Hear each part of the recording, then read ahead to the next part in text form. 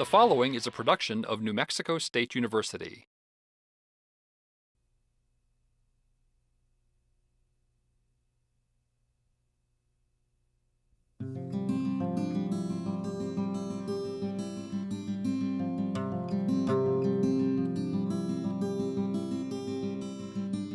The gift to the College of Agriculture and Home Economics that established the endowed chairs in the names of Tom and Evelyn Linebery grew out of a quarter-century relationship established between area ranchers, including Tom Lineberry, and the Range Management Improvement Task Force based at New Mexico State University.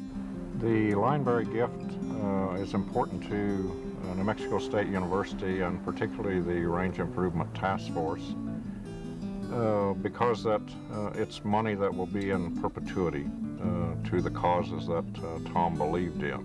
Tom's friends speak passionately about the impact that he had on their lives in the ranching industry of the region and the country.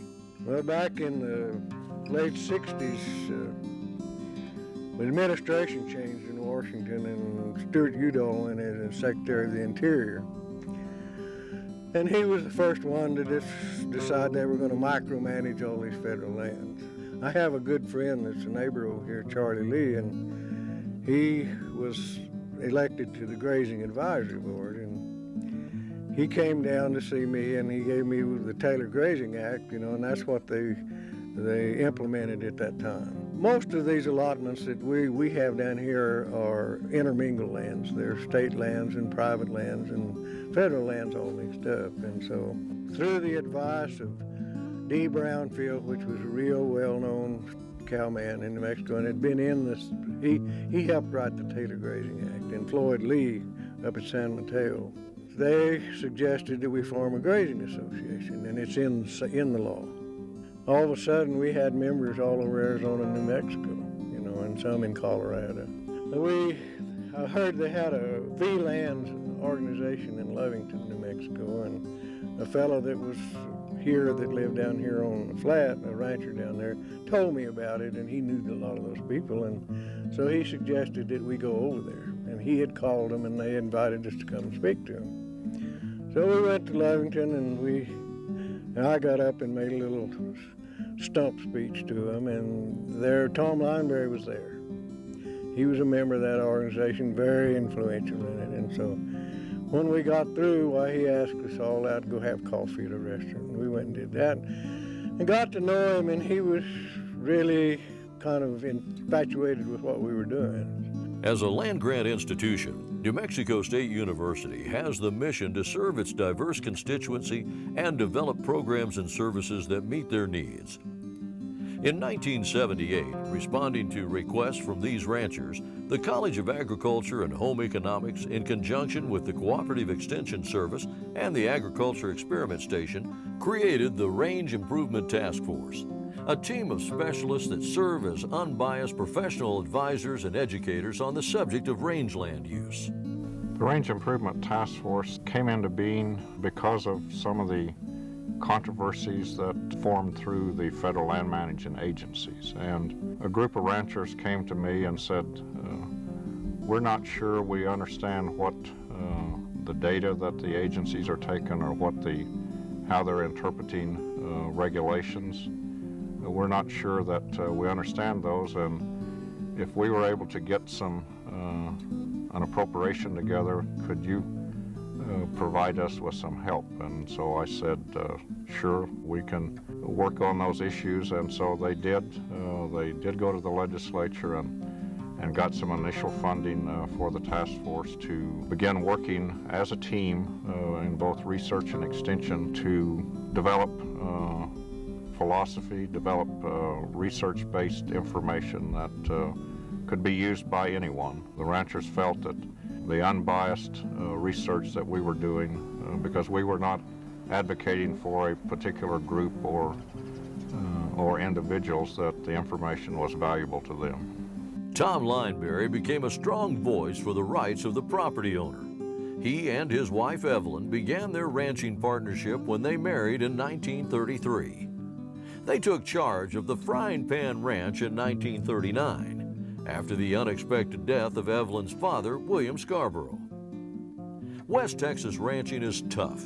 Times were hard, but they held it together, ultimately creating a spread bounded by 300 miles of barbed wire fences stretching from Jow, New Mexico to Kermit, Texas. At one time, the Frying Pan was home to the largest herd of Charolais beef cattle in America.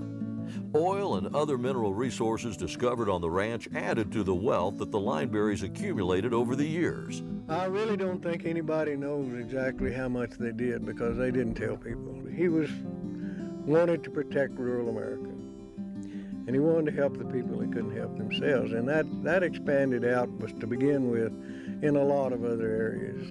There were numerous young people in West Texas who went to college on scholarships funded by the Lineberrys.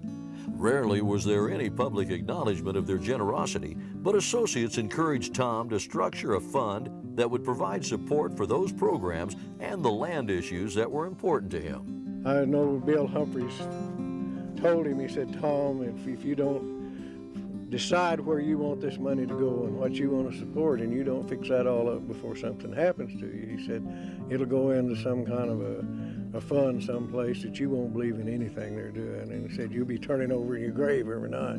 The Lineberrys created the Scarborough Lineberry Foundation to further their support of higher education, health care, services for the needy and disabled, and preservation of ranching heritage. The task force at New Mexico State was an operation he wanted to support and enhance. He was like us, you know. We're set up believing in the Constitution and the Founding Fathers and the Declaration of Independence and private property rights and all of that. And Tom really believed in that. That's where he was. He thought if we ever lose that in this country, then we're going to lose what made the country great. He was a dedicated friend. And he never, as I said a while ago, he never deviated from the course he said throughout life. I can't say enough good about him because I thought that much of him. Tom always had good advice. And he not only had good advice, he got into it and helped you wherever you were going. And so that's where the gift to the university came from. This chair is a tremendous significance to the land-grant institutions. It's something that, Tom was a private property rights advocate. He believed in the Jeffersonian philosophy that people needed to, number one, own properties and receive the rewards of their work and efforts. We have so many different competing demands on our systems, our riverine systems, our riparian systems, our rangeland systems, that we really need to carefully track out and lead the future. And so as the first chairholder, we'll be moving into an arena that's very close to Tom's heart. That's the interactions between the range livestock industry and the oil and gas industry. As the energy reserves of this country are being explored and tapped, we need to make sure they're done in an environmentally sensitive manner. And we can do this all together. And that's what Tom was all about. Industries can act and interact together in a positive manner and make win-win situations. The chair's going to have to get out there in front to find complementary situations where both industries do, in fact, improve themselves. After nearly 70 years together, the Lineberrys passed away within 2 weeks of each other in 2001. However, their legacy lives on in the many programs they established in West Texas and New Mexico.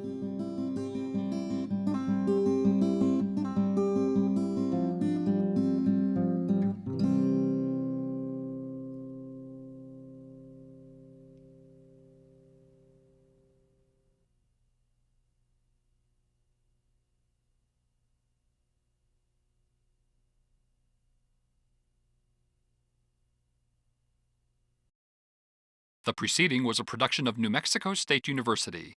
The views and opinions in this program are those of the author and do not necessarily represent the views and opinions of the NMSU Board of Regents.